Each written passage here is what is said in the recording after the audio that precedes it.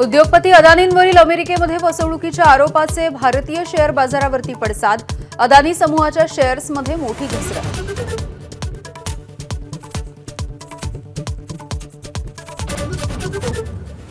राज्यामध्ये संध्याकाळी 6 वाजेपर्यंत 65.11% मतदानाची नोंद। सर्वाधिक मतदान कोल्हापुरात तर सर्वात कमी मुंबईमध्ये 52.07%। मतदानाच्या टक्केवारीमध्ये करवीरकरांची बाजी। 84.79% मतदानासह राज्यामध्ये पहिला नंबर।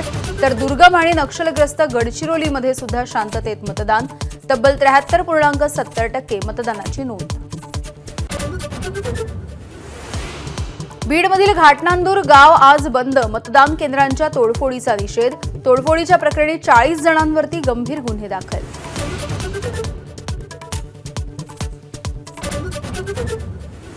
एक्झिट पोलच्या अंदाजानुसार महाराष्ट्रामध्ये महायुती आणि महाविकास आघाडीमध्ये अटीतटीची लढत।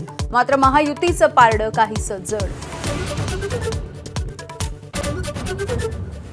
शरद पवार विरुद्ध अजित पवार यांच्यामध्ये सर्वच एक्झिट पोलमध्ये शरद पवार यांची राष्ट्रवादी आघाडीवर।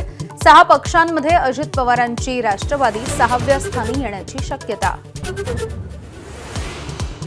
सर्वच एक्झिट पोलनुसार भाजप पहिल्या क्रमांकाचा पक्ष ठरण्याची शक्यता। भाजपला सरासरी 78 ते 108 जागा मिळण्याचा अंदाज।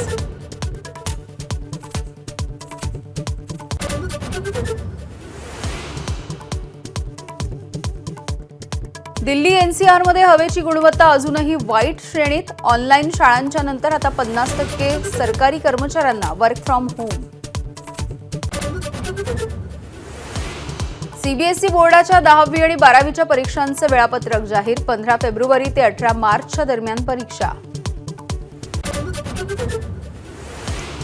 शाहरुख खान धमकी प्रकरणामध्ये नवा खुलासा। आरोपीने शाहरुख आणि आर्यन खानच्या सुरक्षा रक्षकाची ऑनलाईन माहिती मिळवल्याचं तपासामधून समोर।